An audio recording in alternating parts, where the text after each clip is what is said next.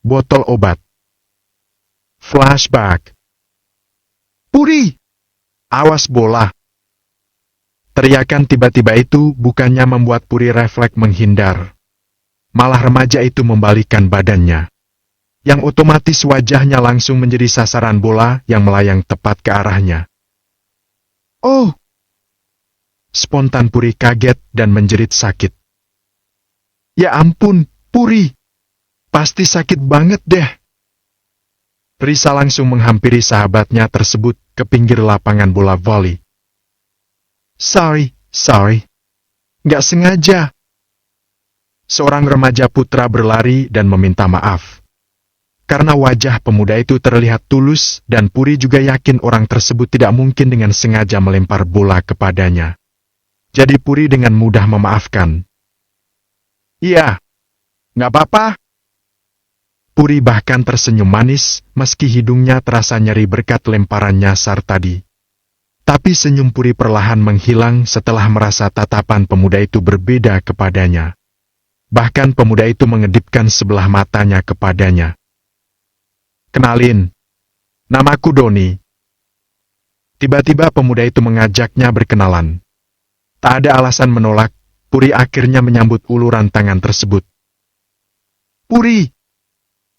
Dan Puri juga menyebutkan namanya. Salam kenal, ya. Senyum kamu manis, semanis namanya. Setelahnya, pemuda itu langsung kembali berlari ke lapangan setelah mendapat sorakan riuh dari rekan-rekannya di lapangan. Cie, Puri! Risa langsung menggodanya. Hati-hati loh, Doni terkenal playboy kelas akut. Apa sih, Risa? Aku juga nggak suka sama dia. Puri tak akan menyangka bahwa dari lemparan bola yang tak sengaja mengenai wajahnya, dan senyum yang ia berikan sebagai bentuk keramahan, ternyata di kemudian hari malah membawa malapetaka untuknya. Karena ternyata Doni bukan sekedar menyukainya, tapi terobsesi. Sampai penolakan berulang yang Puri berikan, berujung membuat pemuda itu merencanakan hal buruk yang pada akhirnya merusak masa depannya. Papa! Sania langsung menyambut dan memeluk Anggara begitu tahu papanya telah tiba. Salim dulu sama Tante Puri. Anggara mengingatkan. Sania mendongak ke papanya lalu ke Puri. Meski tidak terlalu menyukai perintah papanya, gadis kecil itu tetap menuruti perintah tersebut. Sania menyalami ibu sambungnya. Tantri mengawasi raut wajah Puri tak suka.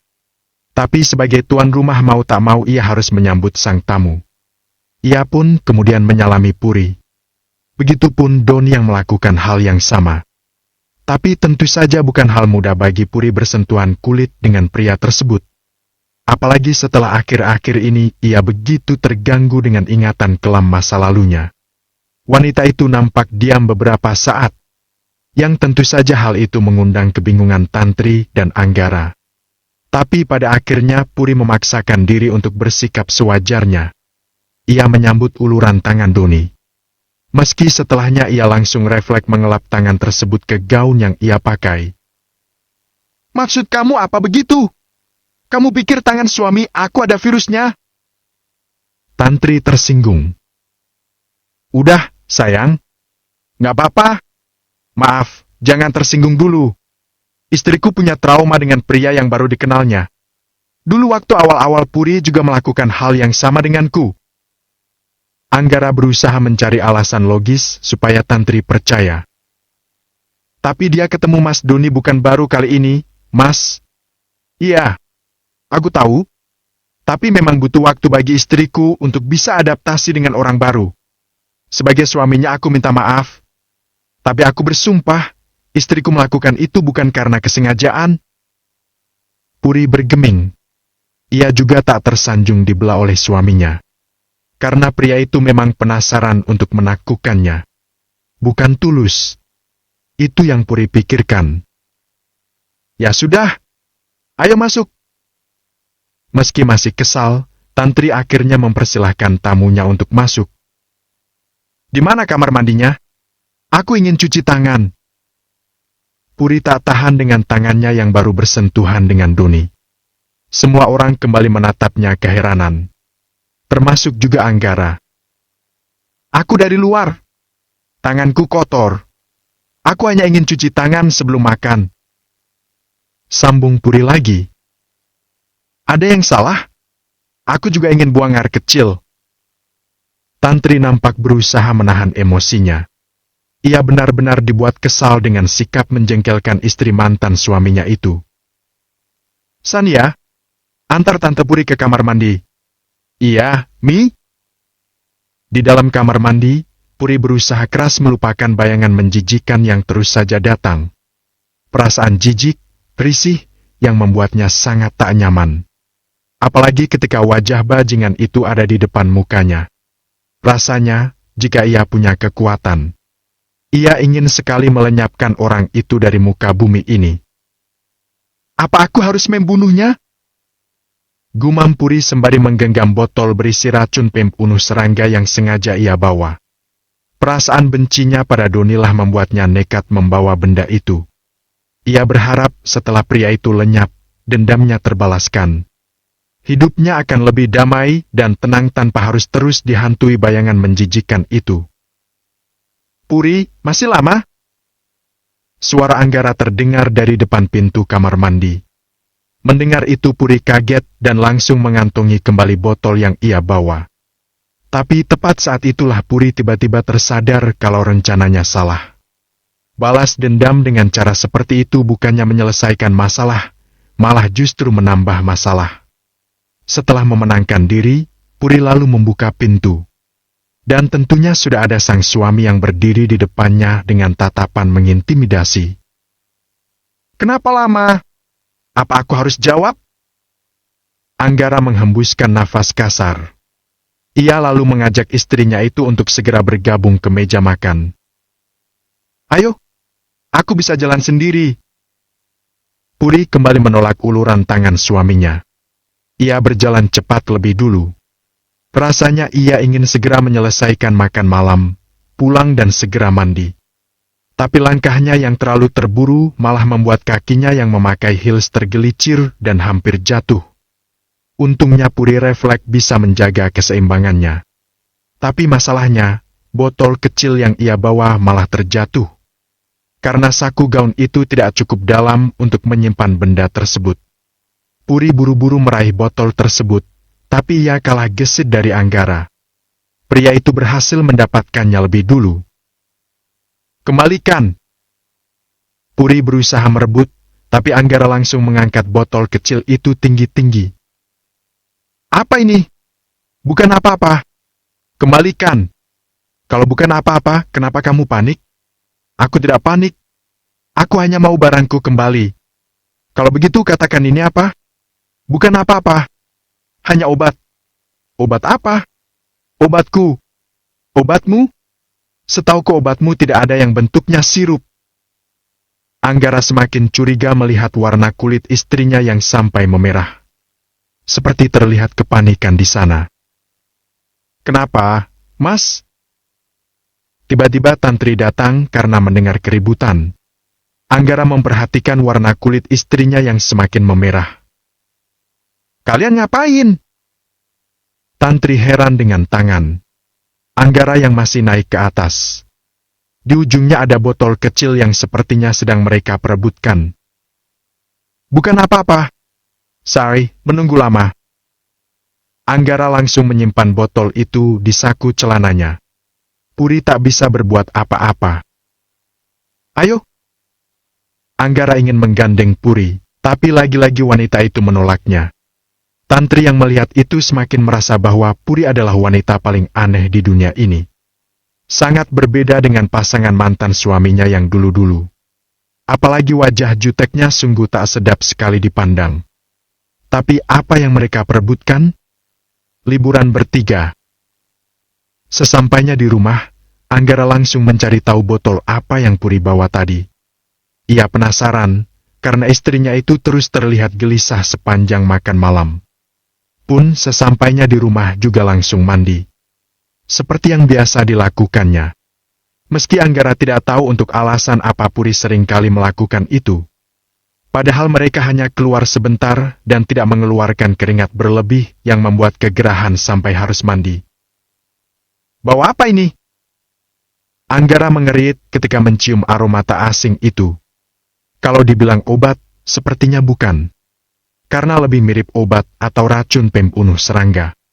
Untuk meyakinkan bahwa ia tak salah menerka, Anggara bahkan sampai bertanya pada asisten rumah tangganya.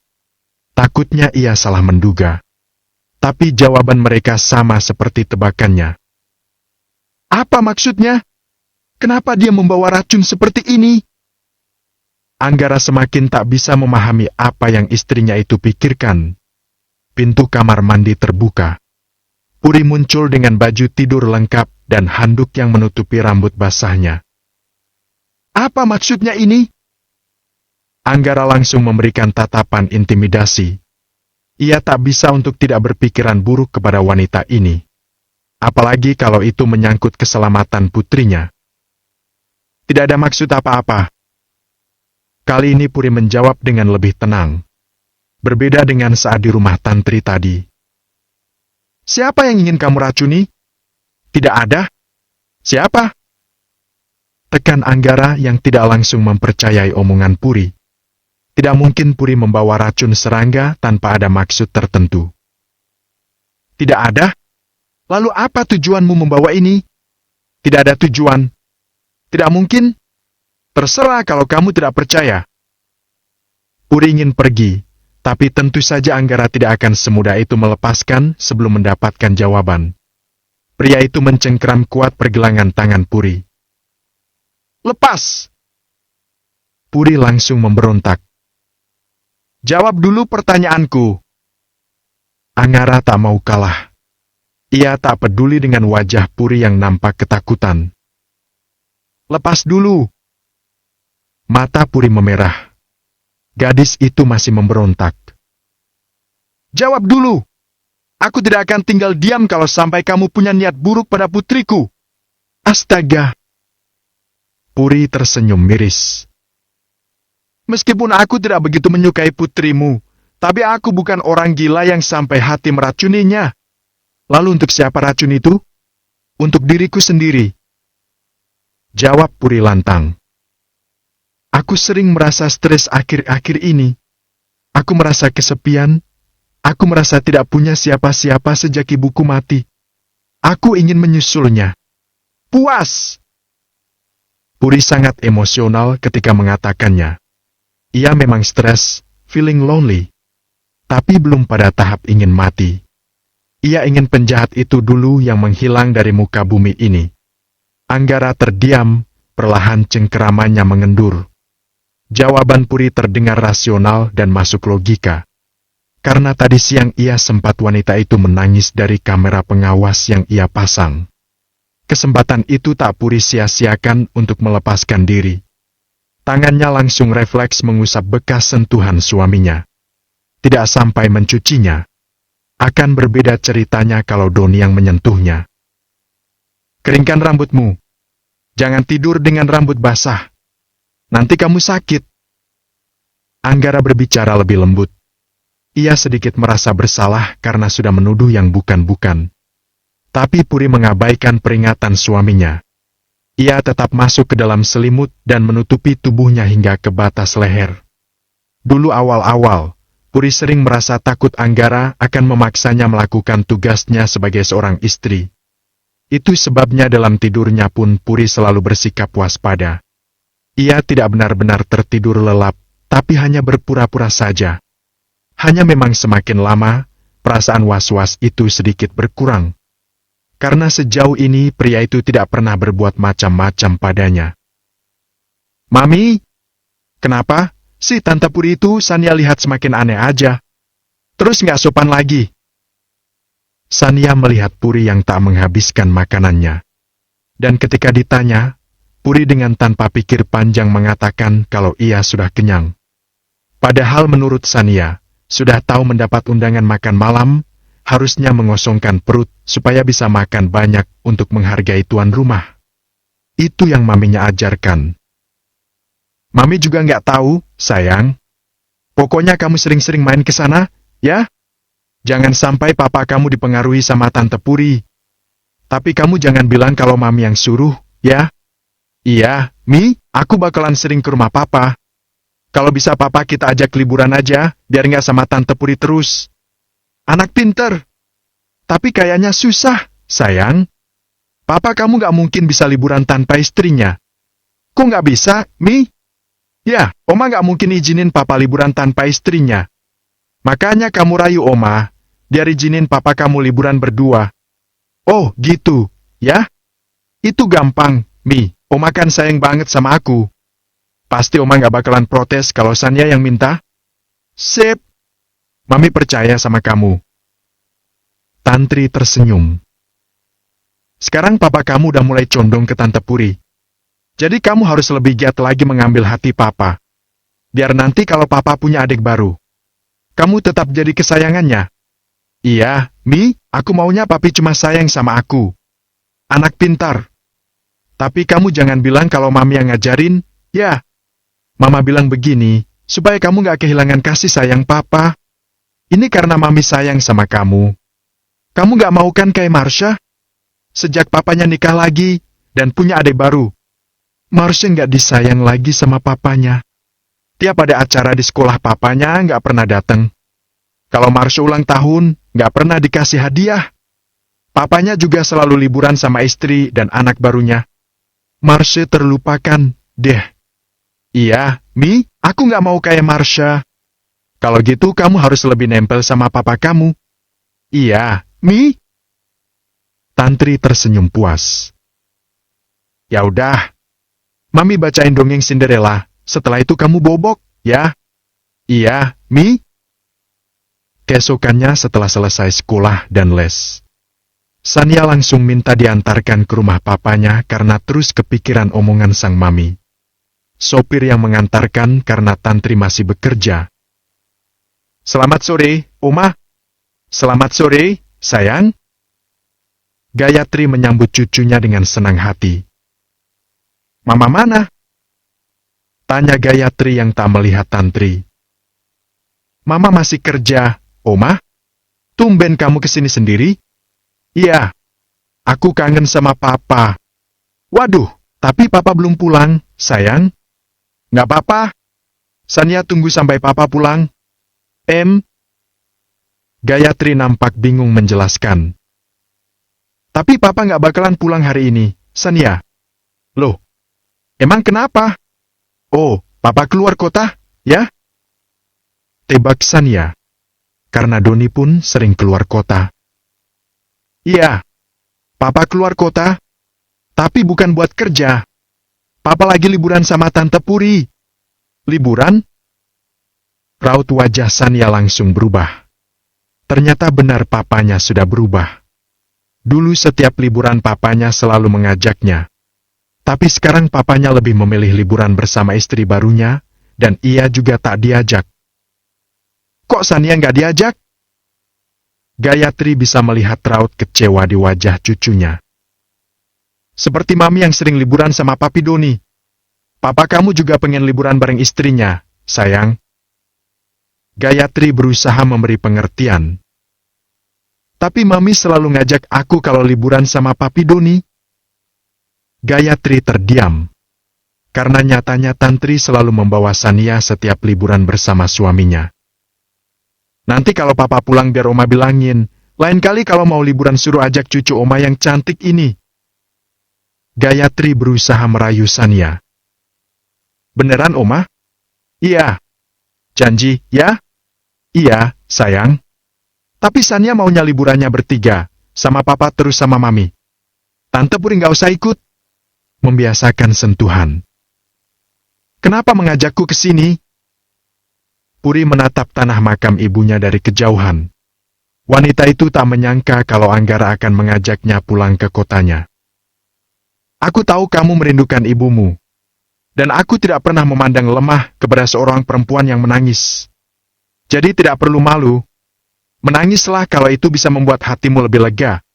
Aku tunggu di mobil. Terdengar langkah kaki Anggara yang berbalik pergi. Puri tak berani menoleh. Karena di saat itu, ia sedang menggigit bibirnya kuat-kuat supaya suaminya tak mengetahui bahwa air matanya sudah membanjir. Barulah di saat ia yakin suaminya telah jauh, Puri menangis sejadi-jadinya, tapi ia belum berani mendekat ke makam ibunya. Butuh waktu cukup lama bagi Puri untuk menenangkan diri, untuk menghentikan tangisnya. Mungkin ada setengah jam lebih sampai tangisnya benar-benar habis. Hanya terdengar beberapa kali helaan nafas beratnya. Wanita itu berusaha keras untuk tegar sebelum menemui ibunya. "Aku datang, Ibu. Kamu gak mau peluk Bude?"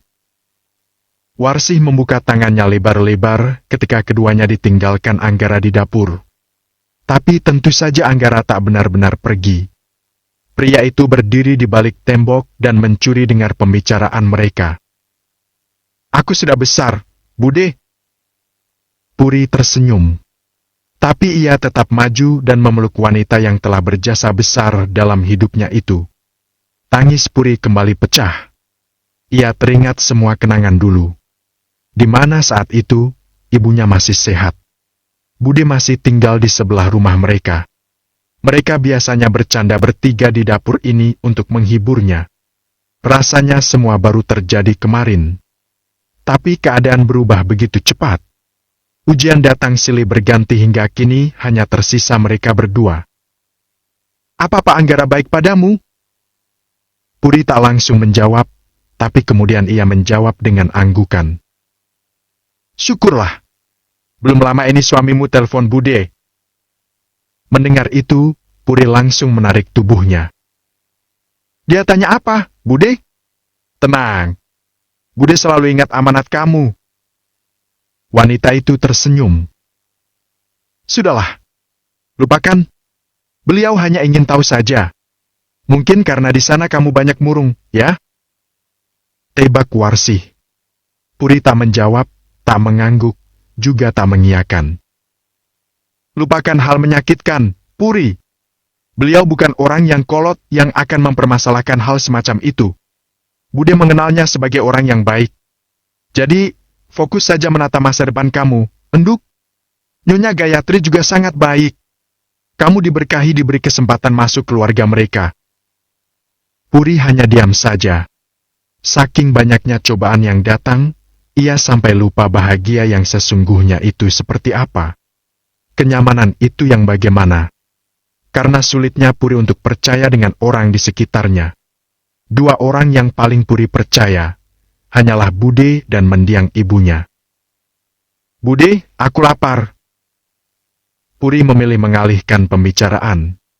Ia juga sudah merasa lapar. "Kamu ini..." Warsi tahu Puri tidak mau membahas suaminya. "Bude nggak tahu kamu sama suamimu mau pulang, nduk?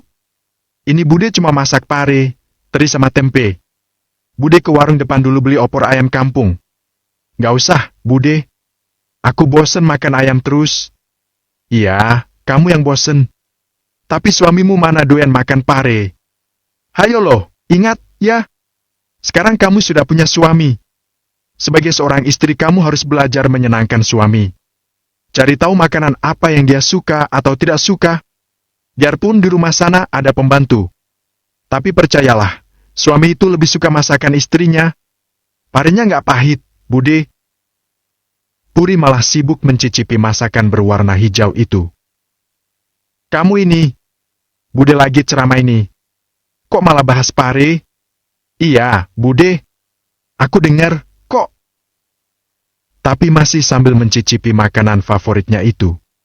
Warsi hanya menggelengkan kepalanya. Tapi ia memilih tak melanjutkan ceramahnya lagi.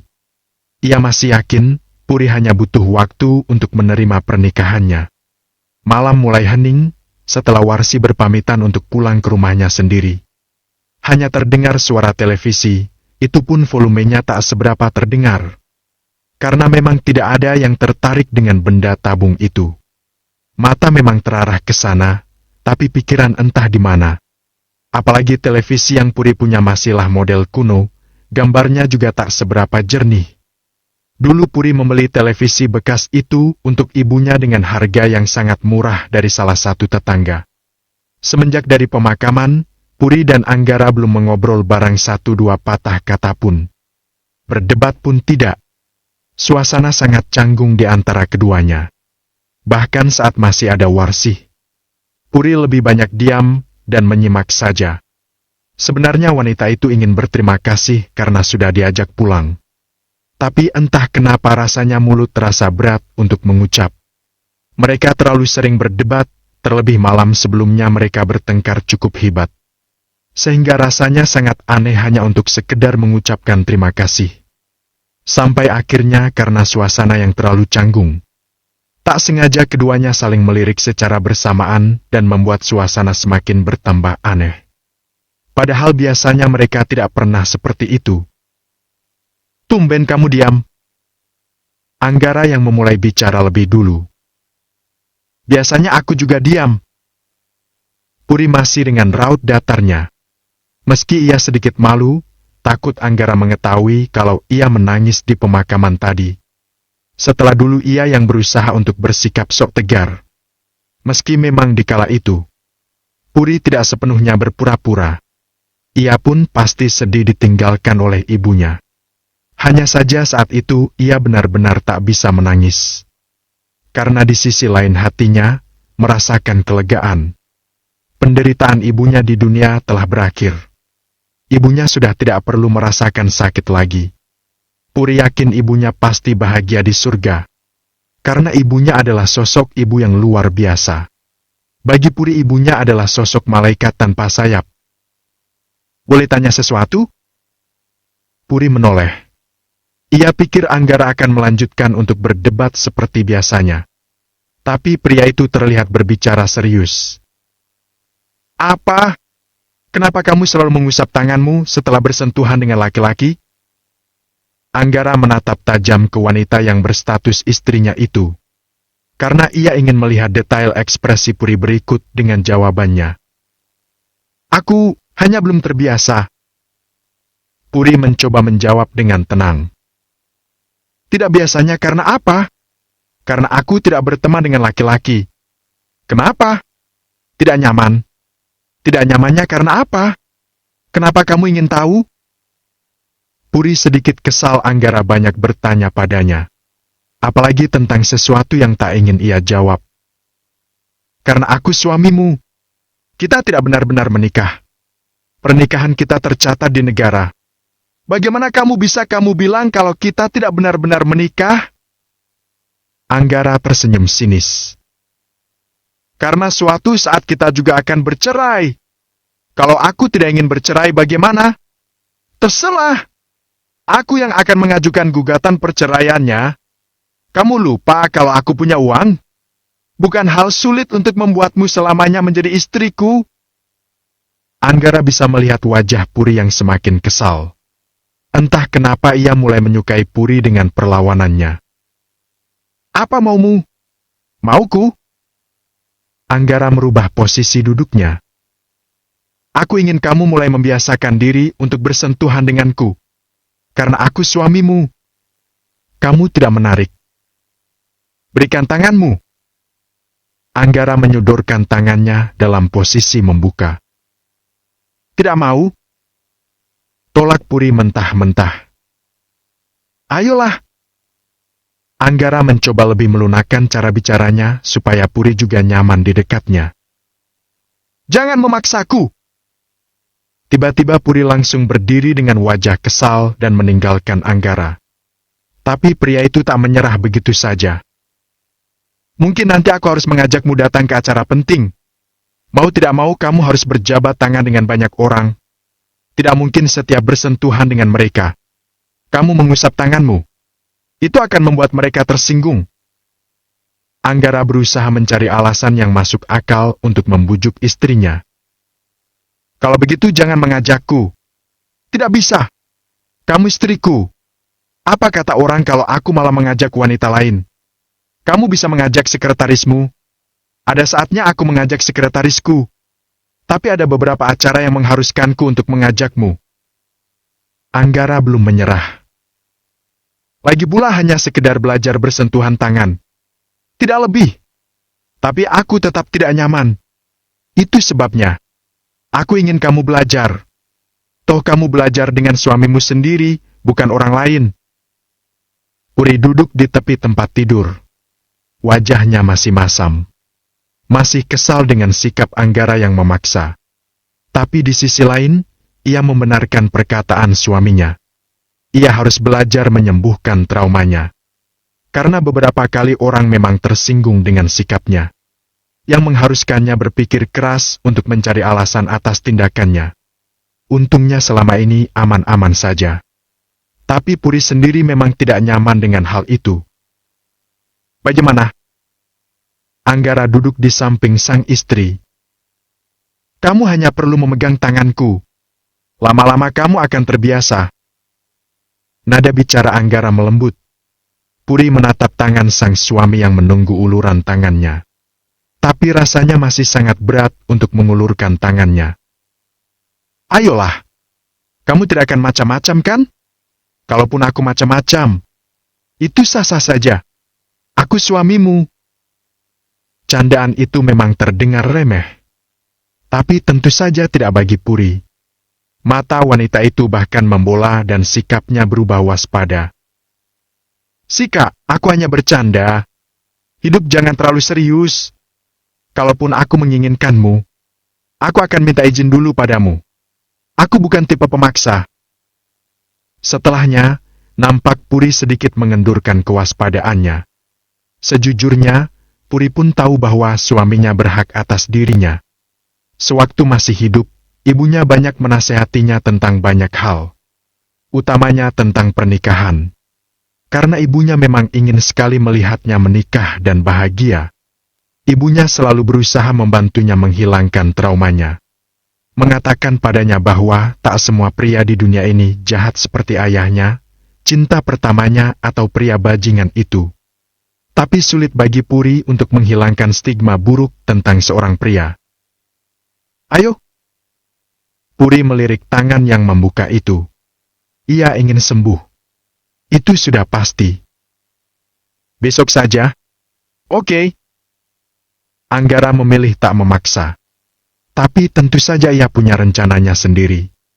Malam bertambah larut. Tapi Anggara masih terjaga.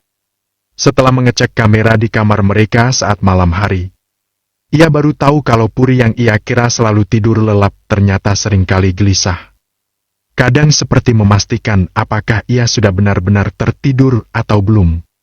Barulah setelah yakin, wanita itu seperti merasa lega dan baru bisa tidur dengan tenang. Anggara melirik ke wanita di sampingnya. Ketika melihat Puri merubah posisi tidurnya, pria itu langsung pura-pura tertidur. Anggara bahkan membuat suara dengkuran halus, supaya meyakinkan bahwa ia benar-benar telah lelap. Dan sesuai dugaannya, terdengar tarikan nafas kelegaan dari istrinya. Sebelum kemudian wanita itu sepertinya membenarkan posisi selimut. Karena mereka memang menggunakan satu selimut yang sama. Setelah beberapa menit, Anggara perlahan membuka matanya. Puri tidur membelakanginya. Hanya saja ia masih bertanya-tanya, kira-kira apa yang membuat wanita ini selalu gelisah dan memastikan dirinya benar-benar tertidur. Jangan-jangan dia takut aku berbuat macam-macam padanya. Batin Anggara bertanya. Karena sepertinya hanya itu alasan yang cukup masuk di akal. Papa kapan pulang? Pagi-pagi sekali Anggara mendapat telepon dari putrinya. Mungkin siang nanti, sayang. Oh. Suara Sania yang terdengar berbeda. Ada apa, sayang? Tumben suaranya begitu. Habisnya Papa liburan gak ngajak aku sama Mami. Papa ada urusan sama Tante Puri. Bukan liburan. Tapi Oma bilang Papa lagi liburan. Bukan, sayang. Oma salah dengar mungkin. Jadi Papa beneran gak lagi liburan? Iya. Ini lihat. Papa di rumah Tante Puri. Anggara memutar arah kamera ponselnya untuk menunjukkan jalan di depan rumah Puri. Pokoknya Papa kalau mau liburan harus ajak aku, ya. Sama Mami juga. Oke, sayang. Anggara tak punya pikiran apapun mendengar rengekan putrinya. Baginya itu hanyalah rengekan khas anak kecil. Pun ia memang belum ada rencana untuk berlibur dengan Puri. Papa buruan pulang. Sania kangen. Iya. Nanti kalau Papa sudah sampai rumah, Papa langsung kabari Sania. Beneran ya, Pak? Iya. Memang selama ini Papa pernah bohong. Belum, sih. Sania cuma takut Papa lupain Sania setelah punya istri baru. Wah, mana mungkin Papa lupa sama putri kesayangan? Anggara terkekeh. Lagi-lagi ia tak punya pikiran negatif apapun, dan merasa rengekan Sania masih sewajarnya anak kecil yang takut kasih sayang orang tuanya akan terbagi dengan orang baru. Sania sayang Papa. Papa juga sayang Sania. Ya udah, ya, Pak, Sania mau sarapan dulu. Oke, sayang. Semoga hari ini menyenangkan. Setelah bercanda sebentar, pembicaraan ayah dan anak itu pun berakhir. Puri yang tak sengaja mendengarkan pembicaraan mereka, mulutnya gatal untuk berkomentar. Kenapa kamu tidak rujuk saja dengan mantan istrimu? Anggara menoleh ke Puri yang membawa gunting untuk merapikan taman di depan rumah. Apa maksudmu? Tantri sudah punya suami. Ya kenapa dulu kamu tidak memperjuangkannya? Puri sedikit penasaran. Apa yang membuat mereka berpisah? Karena yang Puri lihat, Tantri sepertinya tidak ikhlas melihat mantan suaminya menikah lagi. Kami tidak cocok dan aku tidak berniat memperjuangkannya. Anggara mendekat. Sekalipun itu demi putrimu yang butuh keluarga utuh, kenapa kamu seolah penasaran dengan rumah tanggaku yang dulu? Aku tidak penasaran. Elak Puri. Lalu kenapa bertanya? Aku tidak peduli dengan masa lalumu. Aku hanya merasa anak dan mantan istrimu tidak rela melihatmu menikah lagi. Tidak rela apanya?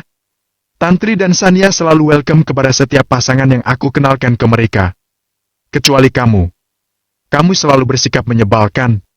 Itu sebabnya mereka tidak begitu menyukaimu. Puri tersenyum tipis. Ia tidak menimpali perkataan Anggara dan mulai sibuk menggunting taman mini di depan rumahnya. Cobalah bersikap manis pada putriku. Ucap Anggara kemudian. Tidak mau? Kenapa? Aku tidak suka anak-anak. Kenapa? Tidak ada alasan. Cobalah dulu. Sania anak yang manis kalau kamu bisa mengambil hatinya. Jangan memaksaku. Kamu bisa mencarikannya ibu baru yang baik hati nanti setelah menceraikanku. Anggara terdiam. Ini sudah kesekian kalinya Puri meminta cerai darinya. Dan itu mulai terdengar menyebalkan. Apa aku bukan tipe pasangan idealmu? Puri menoleh, karena merasa aneh dengan pertanyaan tersebut. Maksudnya? Apa aku kurang menarik? Sekian kali ditinggalkan pasangannya. Anggara terkadang merasa tidak percaya diri dengan dirinya sendiri. Apa yang kurang dari dirinya sehingga wanita begitu mudah meninggalkannya? Jujur, bagiku kamu tidak menarik sama sekali. Apa yang salah? Siang itu mereka kembali ke kota. Seperti biasanya tidak ada pembicaraan yang berarti di antara mereka. Puri yang memang lebih banyak diam, dan Anggara yang kali ini nampak enggan membuka pembicaraan setelah obrolan mereka pagi ini yang cukup dramatis untuknya. Jawaban Puri cukup mengena ke mentalnya. Meskipun beberapa kali Puri mengatakan bahwa memang tak menyukai pria. Tapi entah kenapa jawaban itu membuatnya kecewa dan menggerus kepercayaan diri yang ia punya. Apalagi 2 kali ia pernah ditinggalkan calon istrinya. Puri sendiri belum terlalu peka dengan perubahan sikap suaminya. Wanita itu merasa jawabannya tidak ada yang salah. Tanpa Puri tahu bahwa Anggara juga memiliki lukanya sendiri. Bahwa, baik perceraiannya dengan Tantri maupun kepergian 2 calon istrinya, cukup memberikan efek yang cukup hebat untuk pria tersebut. Meski sejauh ini Anggara bisa menutupi semuanya seolah ia baik-baik saja. Barulah setelah 3 hari berlalu, Puri peka ada yang berbeda dengan sikap sang suami. Anggara hampir tak pernah mengajaknya bicara lagi. Pulang juga selalu larut. Padahal ada Sania yang menunggu di rumah. Awalnya Puri berpikir suaminya sibuk dengan pekerjaannya. Tapi 3 malam berturut-turut pria itu juga selalu tidur terpisah. 2 malam sebelumnya, ada Sania. Wajar kalau Anggara memilih tidur dengan putrinya. Tapi di malam ketiga, Sania libur berkunjung, yang otomatis tak ada alasan pria itu untuk tidur terpisah. Meski bagi Puri sendiri tak jadi masalah juga. Ia hanya sedikit penasaran saja dengan perubahan suaminya. Tapi tentu saja untuk bertanya, Puri merasa gengsi. Itu sebabnya sampai 5 hari ke depannya, mereka masih saling belum bertegur sapa satu sama lain. Anggara! Bahkan Gayatri pun mulai peka dengan sikap anak dan menantunya. Ya, Ma? Anggara menoleh ke ibunya. Mereka sedang sarapan bersama di meja makan, dengan Gayatri yang duduk di kursi roda dan disuapi oleh susternya. Kalian ada masalah? Maksud Mama? Tanyanya pura-pura tak mengerti. Kamu dan Puri? Mama lihat kalian tidak pernah saling bicara sejak pulang? Ada masalah apa? Gayatri menatap penuh selidik. Kami baik-baik saja. Anggara berbicara tenang. Karena ia tahu cepat atau lambat ibunya pasti akan menyadari sikap mereka. Jawab jujur. Tekan Gayatri yang tentu tak percaya begitu saja. Anggara menatap Puri. Lebih tepatnya meminta bantuan istrinya itu untuk meyakinkan ibunya. Karena bagaimanapun Anggara tak ingin ibunya kepikiran dengan rumah tangga mereka. Kami baik-baik saja. Kali ini untungnya Puri bisa diajak kerjasama. Lalu kenapa kalian saling mendiamkan? Apa yang terjadi selama kalian pulang kampung? Tanya Gayatri lagi. Tidak ada yang terjadi di kampung, Ma. Kami masih saling bicara ketika sedang berdua. Anggara yang kembali menjawab. Benar begitu, Puri? Gayatri masih tak percaya dengan jawaban putranya. Puri mengangguk. Bisa saja ia menjawab jujur. Pun ia penasaran kenapa suaminya tiba-tiba mendiamkannya. Sedang di malam sebelumnya pria itu selalu mengajaknya bicara banyak hal. Tapi setelah pagi itu, tunggu, apa suaminya ini tersinggung gara-gara jawabannya yang mengatakan bahwa pria itu tidak menarik sama sekali? Puri tiba-tiba mengingat percakapan mereka pagi itu. Tapi bukankah ia sudah sering mengatakan kalau ia memang tidak tertarik dengan seorang pria? Lalu kenapa dia tersinggung? Mama tidak tahu kalian bekerja sama untuk membohongi Mama atau tidak. Tapi yang pasti, Mama ingatkan sekali lagi. Pernikahan bukanlah permainan. Kalian sudah dewasa. Cobalah belajar saling membuka hati dan membuka diri. Bukan hanya demi Mama, tapi demi masa depan pernikahan kalian sendiri. Apa kamu akan terus diam kalau aku tidak mengajakmu bicara? Lama-lama Anggara kesal juga melihat Puri yang sepertinya sama sekali tidak terganggu dengan kediamannya. Wanita itu ia lihat menjalani hari-harinya dengan biasa. Sehari-hari hanya sibuk dengan laptopnya.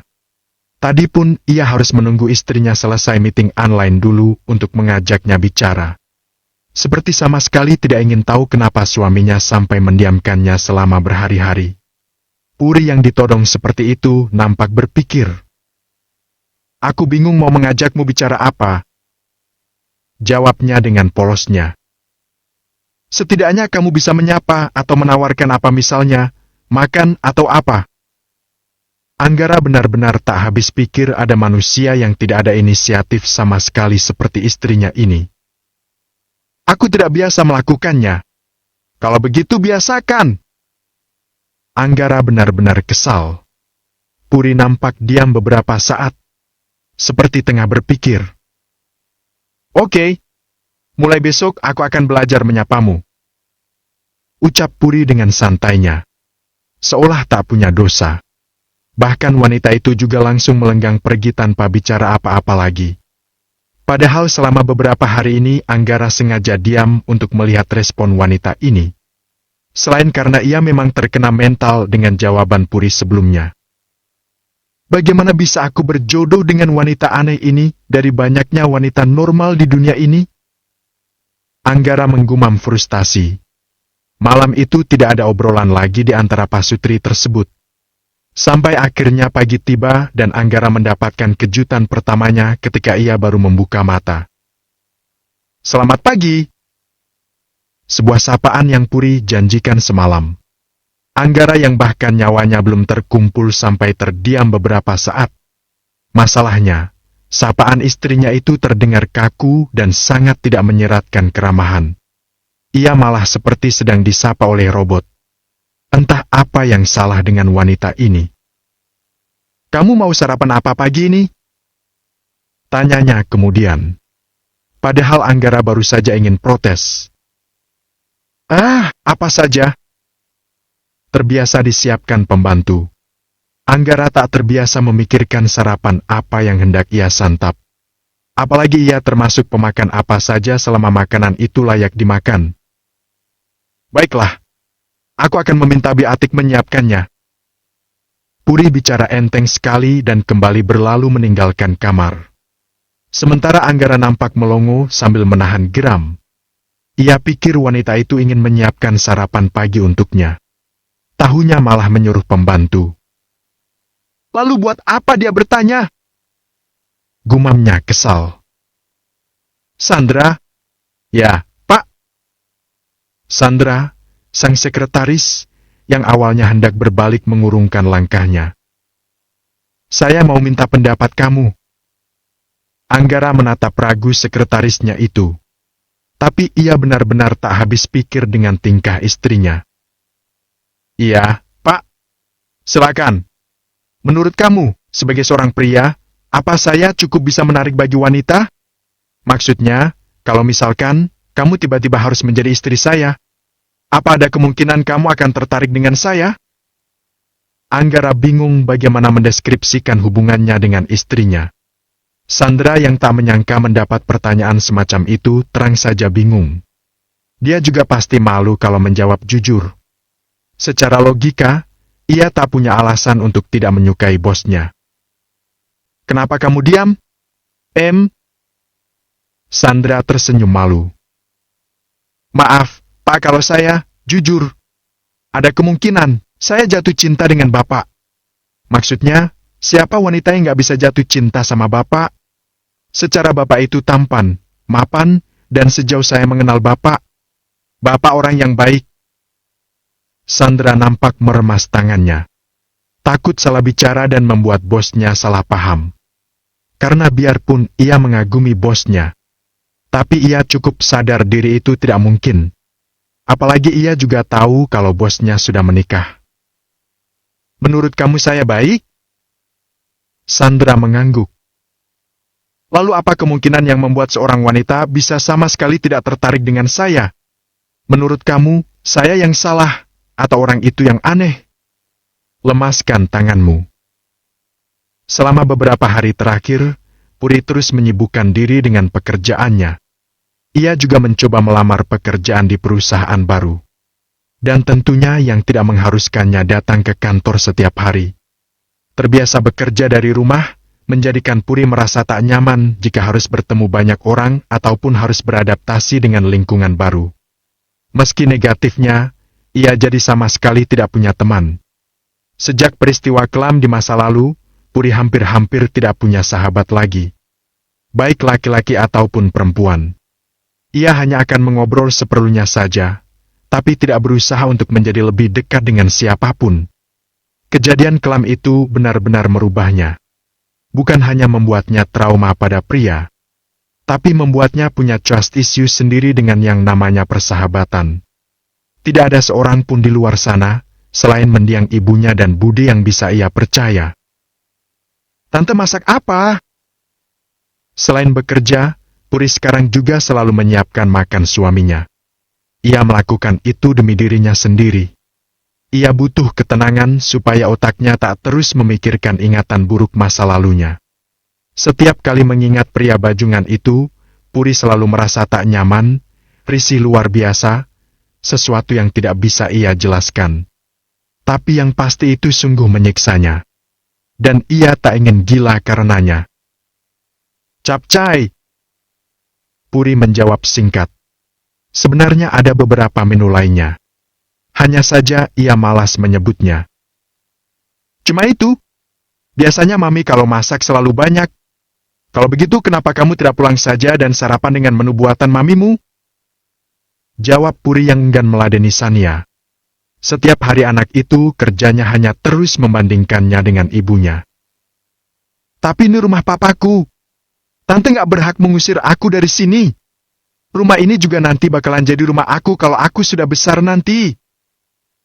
Sania mulai terpancing, dan Puri memang sengaja ingin melihat sifat asli bocah yang sepertinya sudah banyak dicekoki pikiran buruk oleh ibunya. Oh, ya? Puri masih menjawab dengan tenang dan sedikit ogah-ogahan. Siapa yang bilang begitu? Mami! Sania menjawab sedikit sewot, karena Puri yang juga tak pernah bersikap ramah padanya. Oh, jadi Mami kamu bilang begitu? Puri tersenyum tipis. Tidak masalah. Nanti Tante juga akan punya banyak anak dari papa kamu. Dan Tante akan meminta rumah yang lebih bagus dan lebih megah untuk anak-anak Tante nanti. Puri sengaja mengompori dan terbukti pancingannya berhasil. Wajah Sania langsung berubah kesal. Bukannya Tante nggak mau punya anak? Tante berubah pikiran. Kenapa? Tante kan nggak suka anak-anak? Sania makin sewot. Tante tidak suka anak orang. Tapi Tante tentu pasti akan sayang pada anak sendiri. Karena sepertinya menyenangkan punya anak-anak yang lucu sepertimu. Tante berencana punya anak 10 dan meminta papa kamu memberi harta yang banyak untuk mereka nanti. Wajah Sania semakin masam. Memang papa mau punya anak dari Tante? Tanya saja pada papamu. Puri menunjuk ke Anggara yang sedari tadi menyimak obrolan mereka.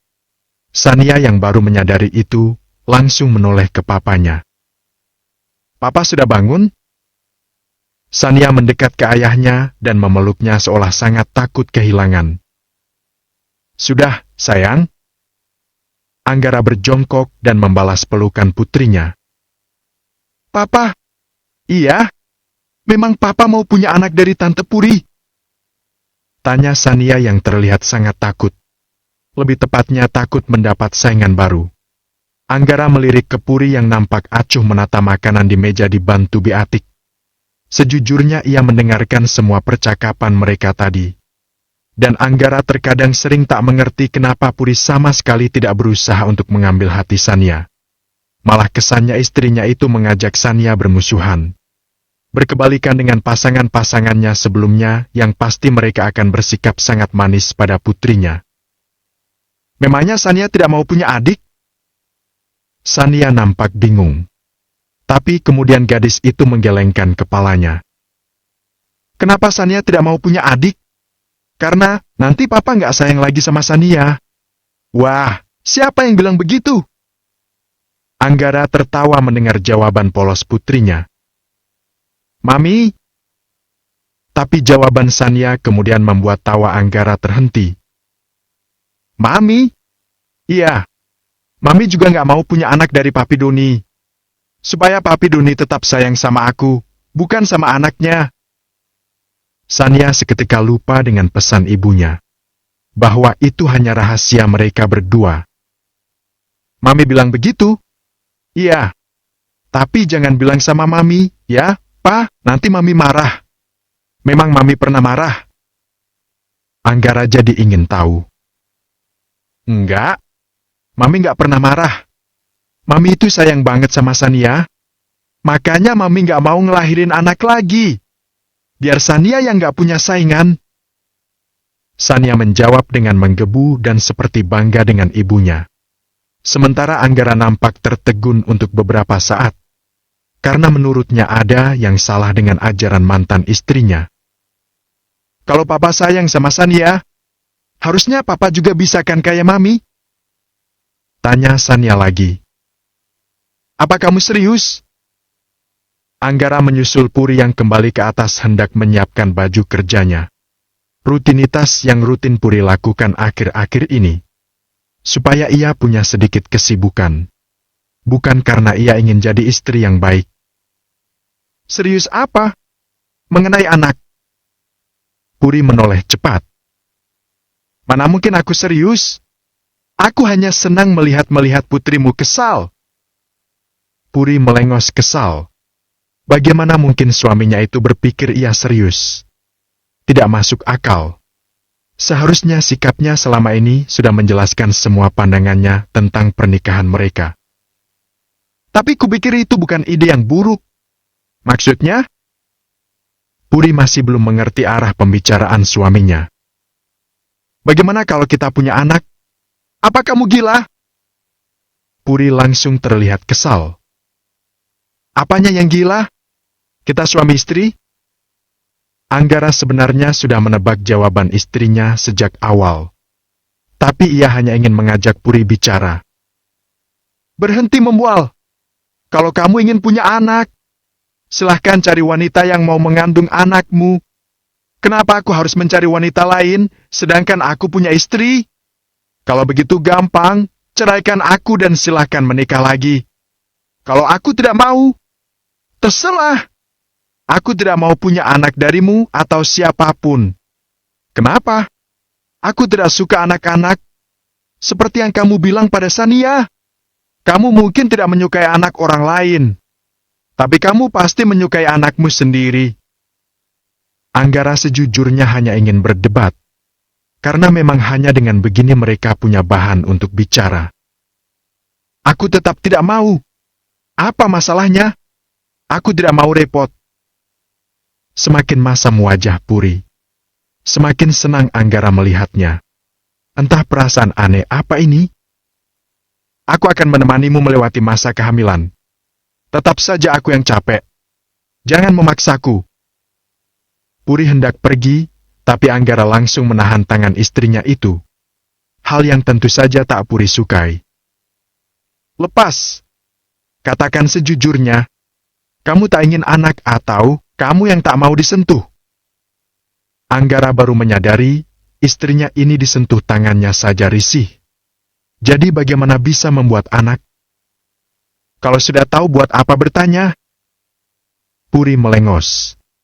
Enggan bertatapan langsung dengan suaminya. Seperti yang sudah kukatakan sebelumnya, aku akan mulai membiasakanmu untuk terbiasa dengan sentuhanku. Lemaskan tanganmu. Aku tidak akan berbuat macam-macam. Anggara berusaha mengendurkan tangannya. Tapi juga tak berniat melepaskan Puri. Lemaskan tanganmu. Ucap Anggara sekali lagi. Apa yang kamu takutkan?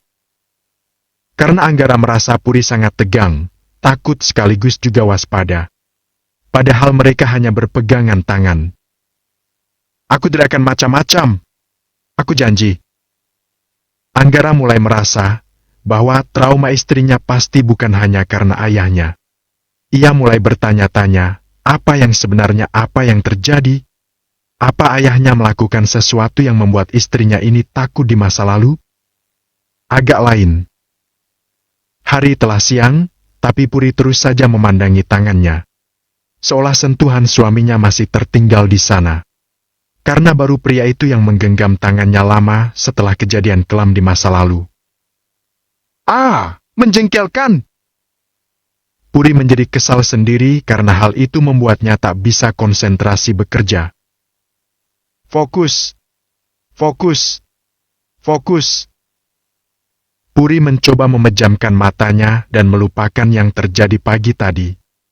Pekerjaannya menumpuk dan harus segera diselesaikan.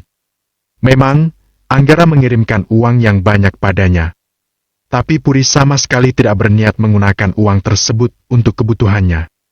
Ia memilih untuk tetap bekerja, karena ia meyakini di masa depan ia akan hidup sendiri. Jadi ia mempersiapkan segalanya tanpa terbuai dengan kehidupannya sekarang yang serba ada. Tok, tok, tok. Ketukan pintu membuat perhatian Puri teralihkan kembali. Masuk! Puri! Ada Beatik yang muncul dari balik pintu.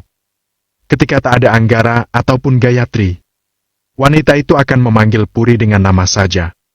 Karena bagi Atik, Puri hanyalah keponakan dari Art yang pernah bekerja di sana dan hanya beruntung saja naik tahta menjadi istri pengganti untuk menjaga nama baik keluarga majikannya. Tidak lebih dari itu, ia memandang Puri. Ditambah sikap Puri yang kurang ramah, membuat Atik semakin tak menyukai Puri. Iya? Ada yang cari kamu di bawah. Cepat turun. Siapa? Mana aku tahu. Lihat sendiri. Mungkin orang yang akan mengurus kontrak nikah kamu sama Pak Anggara. Itu hanya pikiran kotor Atik saja yang terlalu banyak membaca novel. Menurutnya rumah tangga majikannya tak akan berlangsung lama. Hanya masalah waktu, Puri akan terdepak dari keluarga Suamin. Kontrak nikah? Gumam Puri tak mengerti. Iya, mungkin. Kan kamu gak mungkin selamanya jadi istri Pak Anggara. Atik langsung pergi begitu saja setelah memberikan sedikit sindiran. Berharap dengan begitu Puri sadar posisinya dan tidak terlalu sombong di rumah ini. Padahal meski tak ramah, Puri juga tak pernah mengusiknya. Puri sama sekali tak mengambil hati omongan Atik. Karena ia memang tahu Atik tak menyukainya. Bagi Puri tak masalah. Karena Puri tak pernah berharap disukai oleh siapapun di rumah ini. Tapi siapa yang mencariku? Puri bergumam lagi penasaran. Karena ia tak mengenal siapapun di kota ini. Selamat siang, Bu Puri. Wanita cantik dengan tubuh proporsional bak model itu langsung menyambut ketika Puri akhirnya turun menemuinya di ruang tamu. Siang. Dan Puri masih dengan sikap datarnya. Karena ia memang kurang bisa bersikap ramah dengan orang baru. Bukan sombong, hanya saja Puri memang kurang bisa mengekspresikan dirinya. Perkenalkan saya Sandra. Saya sekretarisnya Pak Anggara. Tapi mulai hari ini saya ditugaskan Bapak untuk menjadi asisten pribadi Ibu. Jadi mohon bimbingannya. Sandra membungkukkan badannya dengan sikap hormat. Sedang Puri jelas masih bingung dengan kedatangan Sandra yang tiba-tiba ditugaskan menjadi asisten pribadinya. Asisten pribadi? Gumamnya kebingungan. Maksudnya, memang dia punya kesibukan apa sampai harus punya asisten pribadi? Setiap hari pekerjaannya bisa ia lakukan dari rumah. Selebihnya ia lebih suka menikmati ketenangannya seorang diri. Iya, Bu, kalau Ibu butuh apa-apa, Ibu bisa langsung bilang ke saya. Saya juga bisa menjadi teman, kakak, mentor, atau apapun. Saya siap menjadi apapun yang Ibu mau. Ucap Sandra lagi dengan penuh keramahan. Katakan pada bosmu, aku sama sekali tidak butuh asisten pribadi. Tapi, Bu, aku tidak punya kegiatan yang membuatku membutuhkan asisten. Potong Puri lagi. Tapi kalau Ibu menolak saya, itu artinya, saya harus kehilangan pekerjaan. Sandra memasang wajah memelas. Tentu saja semua yang Sandra lakukan sudah melalui briefing dengan Anggara. Pria itu sudah bisa menebak jalan pikiran istrinya yang keras kepala. Jadi ia menyiapkan rencananya yang sematang mungkin. Puri memang terlihat tidak peduli dengan orang lain. Bahkan juga tak melakukan pendekatan untuk disukai oleh putri sambungnya. Tapi sepertinya istrinya tetap punya rasa simpati pada nasib seseorang yang membutuhkan pekerjaan untuk bertahan hidup. Kamu bisa kembali menjadi sekretaris Pak Anggara. Maaf, Bu, tapi masalahnya posisi saya sudah diisi orang lain. Puri kehilangan kata-kata sejenak. Benar. Ia memang paling tidak bisa melihat seseorang kesulitan dalam pekerjaannya. Karena ia tahu bagaimana dulu susahnya mendapatkan pekerjaan. Kamu cantik. Kamu bisa jadi model. Puri tetap tak ingin punya asisten pribadi. Tapi ia juga bingung bagaimana menolak Sandra. Saya tidak punya bakat jadi model, Bu. Sandra meringis. Tak menyangka dengan jawaban Puri yang malah memintanya jadi model. Kalau belajar pasti bisa. Puri greget sekali. Pokoknya aku tidak mau punya asisten pribadi. Aku akan minta suamiku untuk memberikanmu posisi yang lain. Puri langsung mengambil ponselnya untuk menghubungi Anggara. Halo? Aku tidak membutuhkan asisten pribadi. Jadi, kamu bisa kembalikan dia ke posisinya semula. Atau berikan dia posisi lain dengan gaji yang sama. Puri enggan berbasa-basi. Masalahnya posisi lain sudah penuh. Mau tidak mau aku harus memberhentikannya kalau kamu menolaknya. Anggara menjawab dengan tenang. Puri berusaha menahan kekesalannya. Kenapa tidak membicarakannya dulu denganku? Aku pikir kamu akan menyukainya. Dia bisa jadi temanmu. Aku tidak butuh teman. Dia bisa membantumu. Aku tidak butuh bantuan siapapun. Ya sudah. Kalau kamu tidak mau, terpaksa aku memberhentikannya. Kamu sengaja kan? Sengaja apa? Kenapa kamu melakukan ini? Kamu tidak perlu menunjukkan apapun padaku. Kamu bisa mencari wanita lain untuk kamu taklukkan. Jangan main-main denganku. Wah, bagaimana bisa seorang istri meminta suaminya untuk menaklukkan wanita lain? Anggara mulai terpancing emosinya. Karena aku tidak menganggapmu suamiku. Puri langsung memutuskan sambungan telepon. Apa? Anggara baru akan memprotes, tapi sambungan telepon sudah diputus oleh istrinya. Wah, bagaimana bisa ada wanita batu seperti itu? Ingin marah, tapi juga percuma. Ia diamkan beberapa hari saja. Istrinya itu seperti tak peka, tak ada beban. Hidupnya seolah baik-baik saja meski ia acuhkan sedemikian rupa. Padahal ia melakukan ini karena ingin Puri punya teman. Karena sepertinya istrinya kesepian. Maka ia kirim Sandra sekedar untuk menjadi teman bicara istrinya. Tapi ternyata, niat baiknya ditolak mentah-mentah. Bu Puri, tolong pikirkan sekali lagi. Saya benar-benar membutuhkan pekerjaan ini. Kalau Pak Anggara memecat saya harus kerja apa, Bu? Zaman sekarang cari kerjaan tidak mudah. Sandra masih berusaha untuk meluluhkan hati istri bosnya. Ia juga memasang wajah sememelas mungkin supaya aktingnya meyakinkan. Tapi aku tidak butuh asisten. Lagi pula aku tidak punya kegiatan apapun. Lalu kamu mau kerja apa? Kamu mau makan gaji buta? Sandra meringis. Bisa saja istri bosnya ini menjawabnya. Kalau begitu, saya bisa menjadi teman ibu. Bapak bilang ibu mungkin kesepian karena tidak mengenal siapapun di kota ini. Sandra sama sekali tak kagok memanggil ibu ke Puri. Meski secara usia Puri sepertinya jauh di bawahnya. Teman macam apa yang digaji setiap bulan? Oh, hahaha, ibu bisa aja. Sandra seketika tak berkutik. Ternyata benar kata bosnya. Pasangan bosnya kali ini agak lain jika dibandingkan pasangan-pasangan yang sebelumnya. Apa kamu single? Tanya Puri tiba-tiba. Sandra yang ditanya langsung mengangguk. Menurutmu bagaimana suamiku?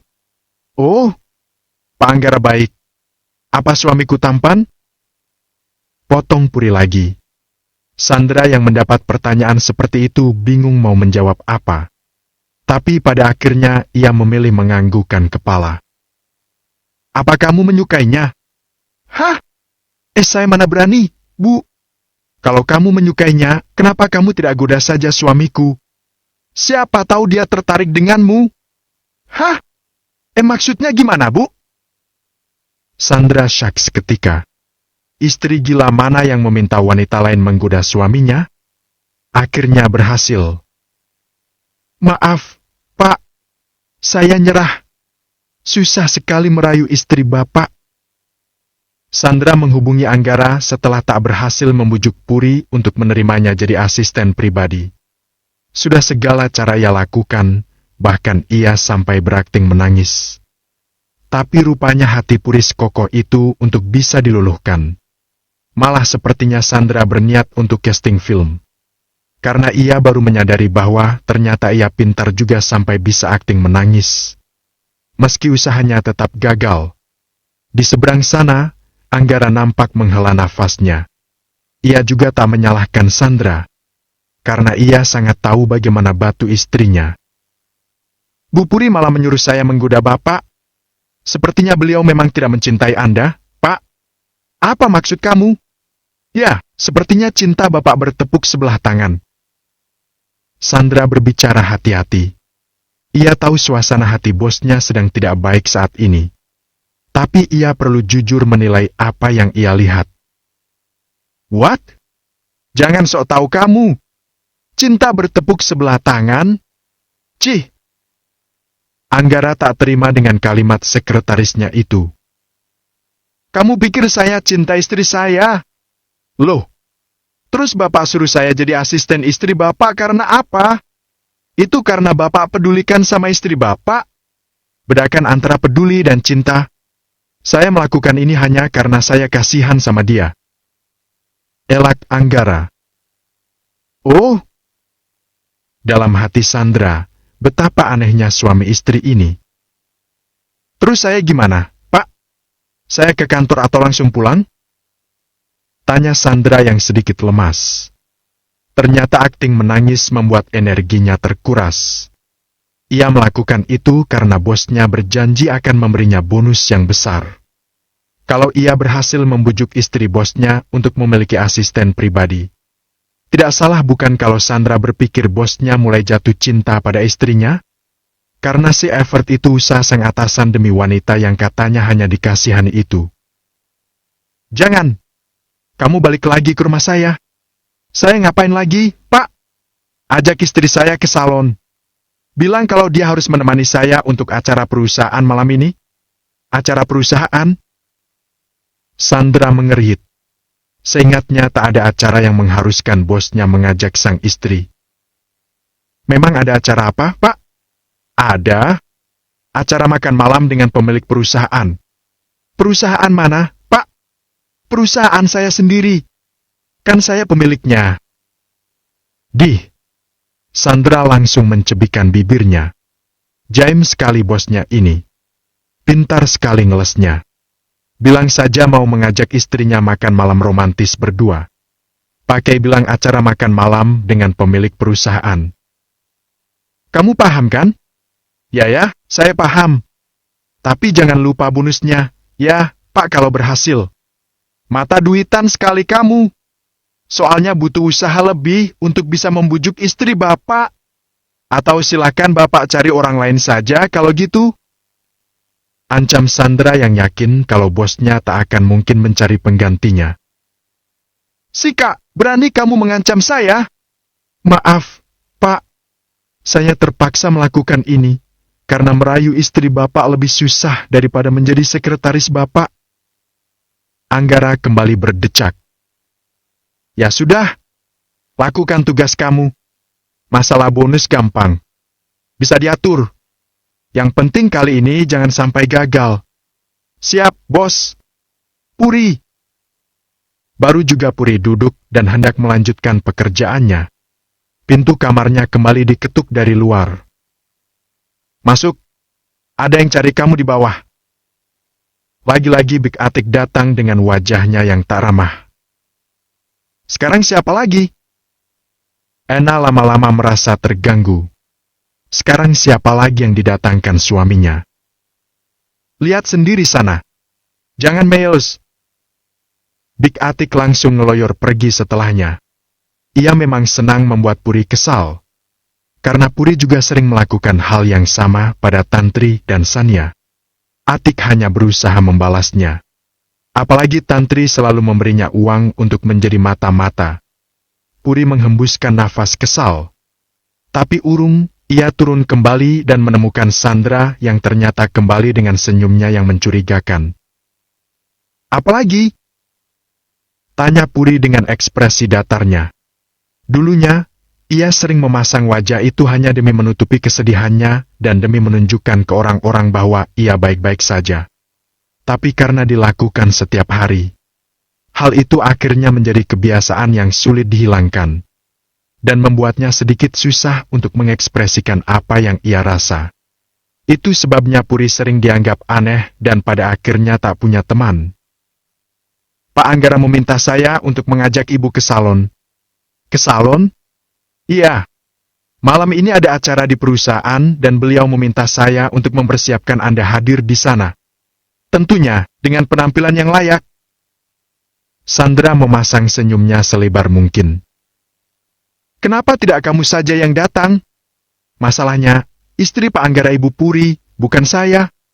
Memangnya diharuskan istrinya? Harus! Tanpa sadar Sandra sampai berseru saking semangatnya. Kali ini ia tidak boleh gagal. Puri menatap Sandra lama, hingga membuat wanita itu sedikit salah tingkah. Puri jelas tahu bahwa ini adalah akal-akalan suaminya saja. Tapi aku tidak suka keramaian, ucapnya kemudian. Tidak ramai, kok, Bu? Ini hanya pertemuan dua pemilik perusahaan. Jadi hanya ada Pak Anggara, Bu Puri dan rekan bisnis Pak Anggara yang juga datang membawa pasangannya. Sandra masih berusaha keras mencari celah supaya Puri tak bisa lagi menolak ajakan tersebut. Sama saja. Bagiku, lebih dari satu orang itu ramai. Aduh, kayaknya istri bos ini tipe yang introvert takut. Batin Sandra. Lagi pula aku tidak tahu harus bicara apa nanti. Ibu cukup menjawab jika ditanya saja. Selebihnya ibu cukup menjadi pendengar. Sandra menimpali cepat. Please, Bu. Sebenarnya saya diminta Bapak menjadi asisten pribadi Ibu karena hal ini.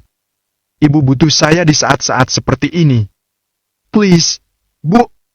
Nasib saya dipertaruhkan di sini. Sandra mengatupkan tangannya dengan mata memohon.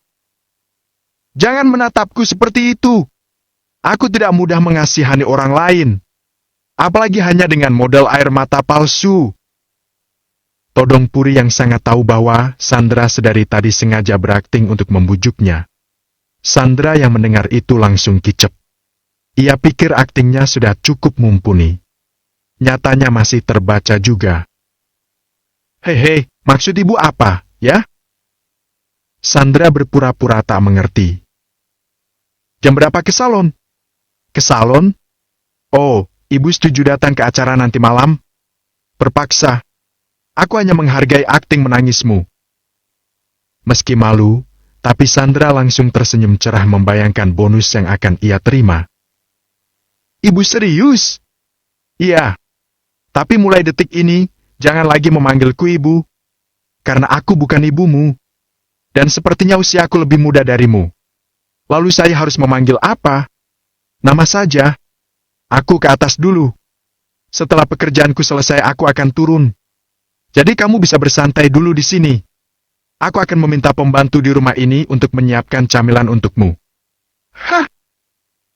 Senyum Sandra kian melebar. Terima kasih, Bu. Oh, maaf. Terima kasih, Puri. Sandra kagok menyebut nama asli istri bosnya. Karena rasanya aneh dan canggung. Tapi akhirnya misi berhasil. Sore, Ma. Tantri mencium punggung tangan Gayatri, menyusul di belakangnya Sania mengikuti. Oma, aku datang lagi. Oma jangan bosan, ya? Ya enggak, dong, sayang. Oma malah seneng kalau Sania setiap hari main ke sini. Jadi Oma nggak kesepian. Gayatri mengelus rambut halus cucunya. Memangnya Puri masih nggak pernah ngajakin Mama ngobrol? Tantri sebenarnya sudah tahu dari Atik. Tapi ia sengaja memancing, supaya Gayatri tak buta seburuk apa menantunya. Puri sibuk kerja, seperti kamu juga. Tapi ya masak sama mertua sendiri sampai nggak ngobrol, Ma, itu kan keterlaluan. Sekali-kali Mama harus kau tegur dia. Atau paling nggak bilang sama Mas Anggara, biar dia yang kau tegur istrinya. Sudahlah. Mama tak masalah juga. Oh, iya, kamu baru pulang kerja kan, Tan? Sudah makan belum? Biar Bibi siapin. Kamu nggak usah masak. Biar Bibi yang masak. Nanti aja, Ma, sekalian makan malam bareng sama Mas Anggara. Anggara ada acara di luar sama istrinya. Malam ini mereka makan malam di luar. Jadi kalian kalau mau makan, nggak usah tunggu mereka pulang. Makan, malam. Mata Tantri tak bisa menutupi keterkejutannya. Beberapa waktu tak datang, apakah hubungan mereka sudah berkembang sejauh itu? Atik juga tak melaporkan apapun padanya. Wanita itu bilang malah Anggara sering tidur bersama Sania ketimbang bersama istrinya. Lalu apa ini? Keceplosan. Apa aku harus berpenampilan begini? Puri tidak terbiasa mengenakan gaun tanpa lengan seperti ini. Dan itu sedikit membuatnya tak nyaman. Bu Puri cantik, kok? Pak Anggara pasti akan terpukau melihat kecantikan ibu. Sandra mengangkat dua jempolnya sekaligus. Wanita itu masih saja memanggil Puri dengan sebutan ibu, karena merasa tetap harus hormat pada wanita yang lebih muda darinya ini. Ya kah? Pasti. Sandra mengangguk yakin. Kalau begitu ganti saja. Ganti bagaimana, Bu? Sandra kembali panik. Takut istri atasannya ini berubah pikiran. Padahal ia sudah susah payah membujuk, bahkan rela menunggu lama sampai Puri menyelesaikan pekerjaannya. Dan itu semua ia lakukan demi bonus yang bosnya janjikan. Katamu suamiku akan terpukau dengan penampilanku. Iya. Lalu? Sandra masih belum mengerti apa yang Puri maksudkan. Aku tidak ingin membuatnya terpukau. Kenapa, Bu? Aps. Sandra baru ingat kalau istri bosnya ini memang beda. Karena aku tidak menyukainya. Kalau boleh tahu kenapa ibu tidak menyukai Pak Anggara? Maksud saya, setiap perempuan di dunia ini pasti menginginkan punya pasangan seperti Pak Anggara. Dari segi fisik maupun finansialnya. Maaf, ya, Bu, saya hanya berusaha bicara realistis. Bukannya harusnya bersyukur menjadi istrinya? Sandra sungguh penasaran. Maaf, aku ralat. Sepertinya penilaianmu terlalu berlebihan. Semua perempuan di dunia ini... Puri menekankan sekali lagi. Tidak semua perempuan di dunia ini menyukainya. Aku salah satunya. Tapi kenapa, Bu? Tidak ada alasan. Aku hanya tidak menyukai pria. Tidak menyukai pria? Mata Sandra membola. Maksudnya? Aku tidak menyukai pria, tapi aku juga tidak menyukai wanita. Potong Puri cepat. Lalu ibu menyukai gender, apa? Sandra jadi teringat kalau di Thailand ada banyak gender. Siapa tahu memang istri bosnya ini memang tipe gender langka. Maksudnya? Puri merasa sudah menyebut dua gender yang ada di dunia ini. Memangnya ada gender lagi selain dua tersebut? Mungkin ibu menyukai waria? Hah? Apa kamu gila? Hehehe, maaf, Bu. Sudah siap? Sebuah suara mengalihkan perhatian mereka. Rupanya Anggara sudah datang menjemput. Selamat malam, Pak Anggara. Sandra langsung menyapa ala bawahan ke atasannya. Malam. Tapi pandangan Anggara bukan jatuh ke Sandra melainkan ke wanita di belakang sekretarisnya itu. Siapa lagi kalau bukan Puri yang tentu sadar tengah ditatap oleh suaminya. Dan hal itu sedikit membuatnya tak nyaman. Karena tatapan Anggara menurutnya berbeda dari biasanya. Sandra yang melihat itu, langsung menyingkir dan memberi mereka keleluasaan untuk saling memandang penuh cinta. Salah. Sandra lagi-lagi lupa kalau mereka pura-pura tidak saling memiliki rasa. Setidaknya sejauh ini itu yang Sandra simpulkan. Entah benar, entah salah. Ayo berangkat. Anggara tidak mengatakan apapun, meski ia cukup takjub dengan penampilan sang istri malam ini. Tapi tentu saja ia memilih tidak melemparkan pujian. Karena ia tahu bahwa pujian yang keluar dari mulutnya akan mental ketika mulut Puri sudah berbicara. Sepanjang makan malam, Puri benar-benar hanya bicara ketika ditanya saja. Sebenarnya wanita itu sedikit bertanya-tanya, yang katanya ini acara perusahaan. Ia pikir mereka akan datang ke sebuah pesta dan berdansa seperti yang ia lihat di drama-drama Korea. Tapi ternyata benar apa yang Sandra katakan. Ini hanya makan malam biasa yang hanya dihadiri oleh 4 orang, yakni ia dan suaminya serta rekan bisnis dan pasangannya. Ia pikir tadinya hanya sekedar rayuan Sandra supaya ia mau datang. Jadi bagaimana rasanya menjadi istri Pak Anggara, Bu Puri? Anda wanita paling beruntung di dunia ini karena berhasil menjadi permaisuri di istana beliau. Hanina, istri dari Pak Hens nampak mengajak Puri berkelakar. Mungkin karena melihat Puri yang sedari tadi hanya diam saja. Sementara itu Puri yang ditanya nampak kebingungan. Ia melirik Anggara, yang seolah juga tengah menunggu jawaban darinya. Rasanya, sebenarnya biasa saja. tidak ada yang istimewa. Dan pada dasarnya Puri bukan orang yang bisa berbahasa basi apalagi bercanda. Jadi, dia memilih menjawab apa adanya. Hans dan Hanina yang mendengar jawaban itu seketika diam. Sedikit kaget dengan jawaban yang tak terduga itu. Sementara itu Anggara langsung tertawa dan menggenggam tangan sang istri. Puri yang tak menduga Anggara akan melakukan itu menunjukkan reaksi keterkejutan. Kalau saja genggaman Anggara tak kuat, mungkin tangannya bisa langsung ia tarik cepat. Maaf, istri saya memang terlalu jujur. Tapi itu yang saya sukai darinya.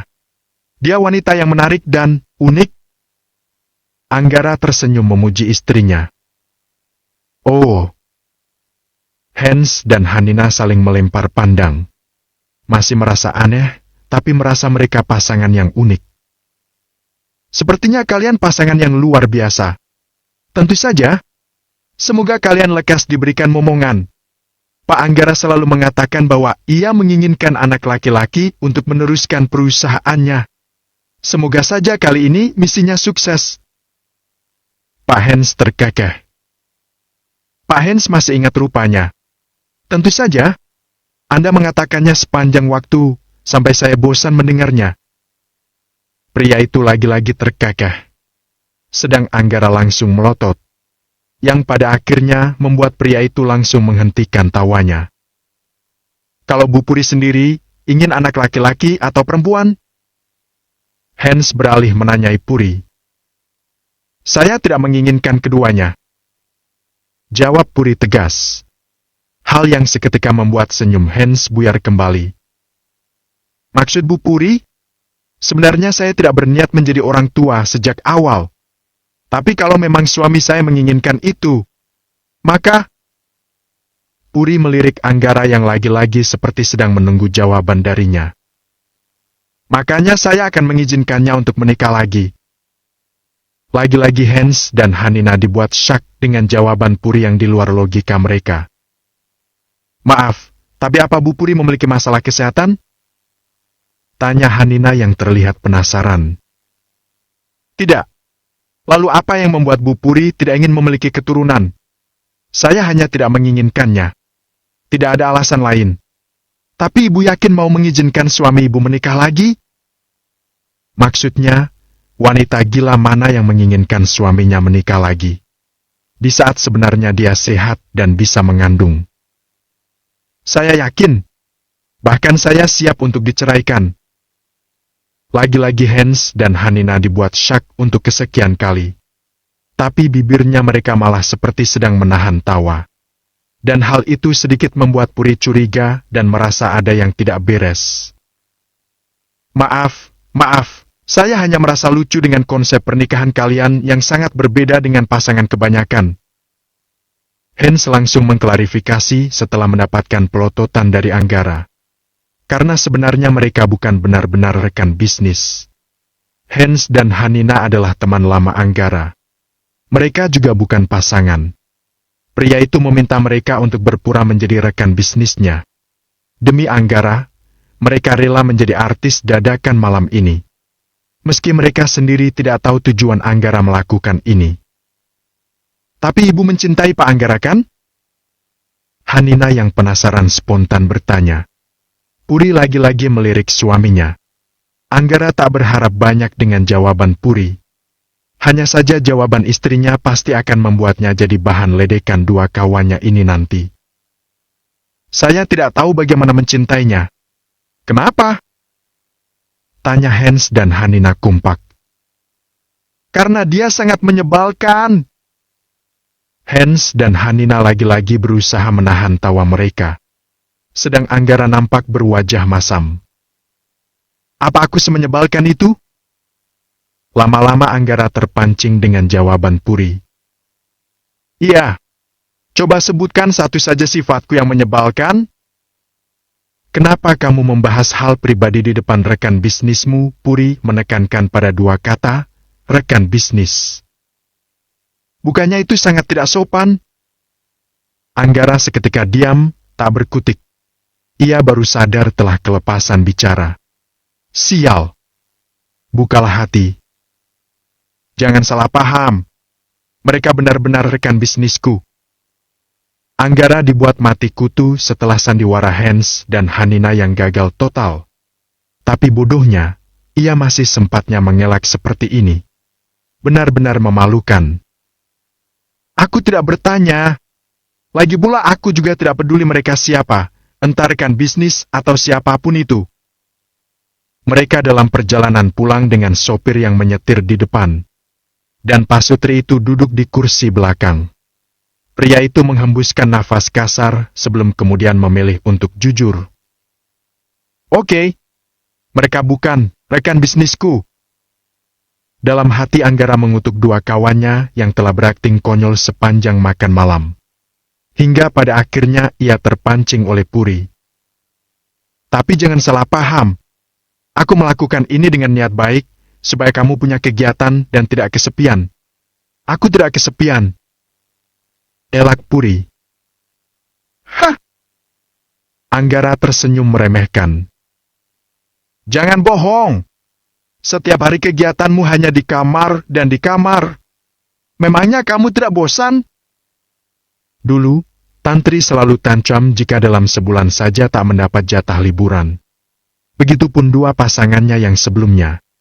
Jadi, ia tidak akan percaya kalau Puri sama sekali tidak bosan atau kesepian dengan kegiatannya yang monoton itu. Aku tidak bosan. Aku memang suka menyendiri. Aku menyukai tempat yang tidak banyak orang. Setidaknya memangnya kamu tidak ingin punya teman? Tidak. Tegas Puri dengan nada yang tiba-tiba lantang. Anggara terdiam beberapa saat. Puri adalah wanita teraneh yang pernah ia kenal. Memangnya kamu tidak punya teman? Tidak. Sekedar kenal saja, tapi aku tidak berteman dengan siapapun. Kenapa? Puri tiba-tiba membuang muka. Cukup lama wanita itu diam dan tidak memberikan jawabannya. Tidak ada alasan. Aku hanya lebih nyaman sendiri. Lebih nyaman sendiri? Apakah ada orang yang benar-benar tidak butuh teman dalam hidupnya? Sekedar teman bicara misalnya. Apakah itu mungkin?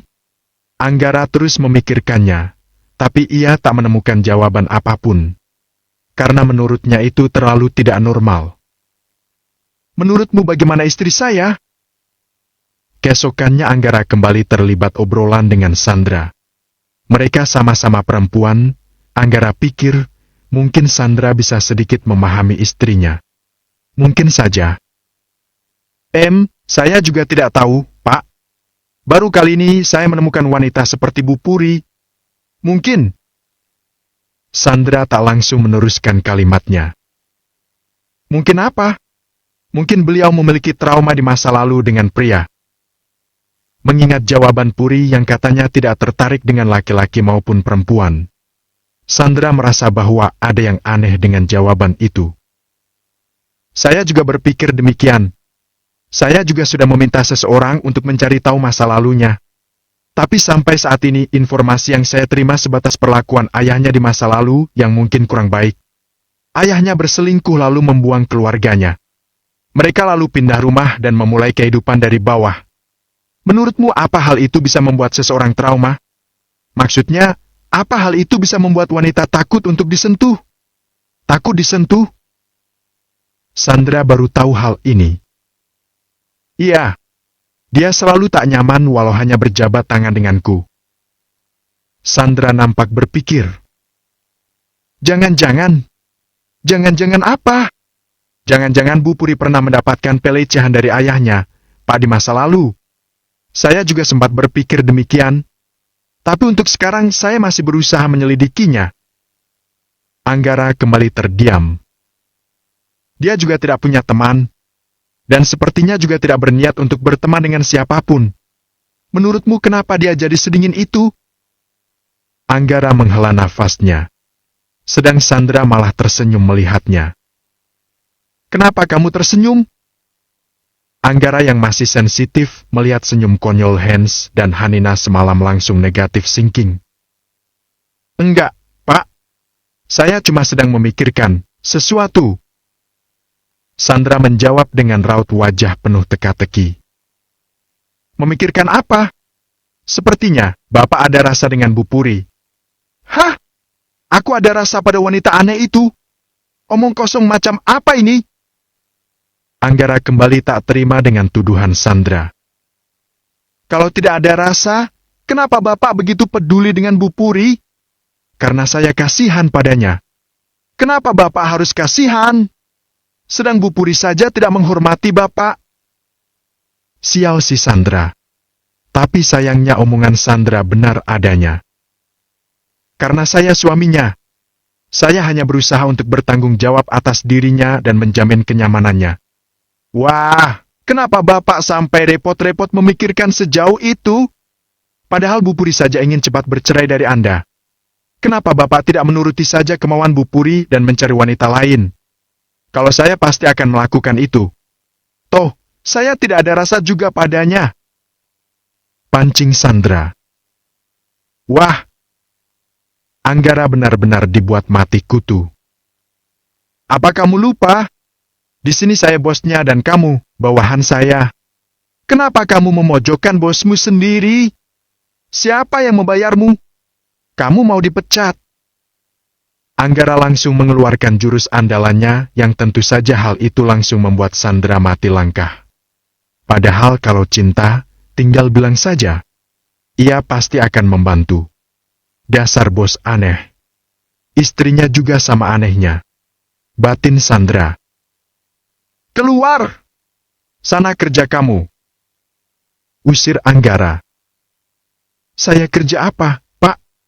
Saya sudah Bapak pecat jadi sekretaris, dan Bu Puri juga tidak menginginkan saya. Sandra nelangsa. Ya sudah, kamu ke rumah. Ke rumah siapa, Pak? Tanya Sandra bingung. Maksudnya saya disuruh pulang? Pulang? Mau makan gaji buta kamu? Sana kamu ke rumah saya. Ngapain, Pak? Kamu ajak istri saya jalan-jalan supaya otaknya normal kembali. Wow. Sandra ingin meledek, tapi tak jadi. Ia tahu bosnya masih gengsi saat ini untuk mengakui. Baik, Pak. Tapi kalau Bu Puri tidak mau gimana, Pak? Ya kamu saya pecat. What? Selamat siang, Bu Puri.